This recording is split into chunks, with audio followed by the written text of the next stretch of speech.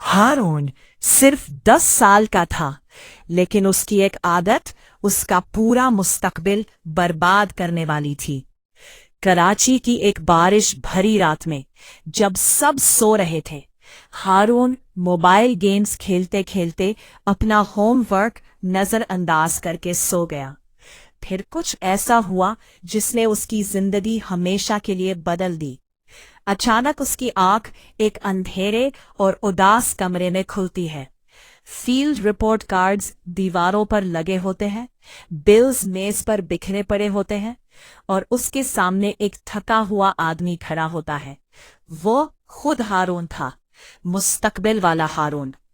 आंखों में आंसू लिए उस आदमी ने आहिस्ता से कहा, तुम ज़हीन थे, बस संजीदा नहीं थे।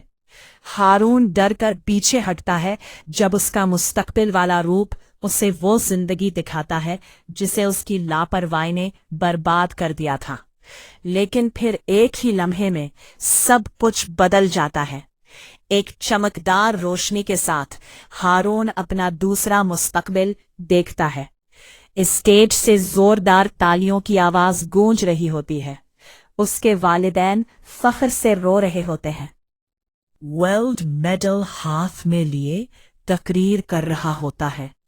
मुस्तकबिल तुम्हें बना बनाया नहीं मिलता, उसे हर रोज लिखना पड़ता है। हारून अचानक शौक की हालत में नींद से जाग जाता है। सुबह हो चुकी होती है।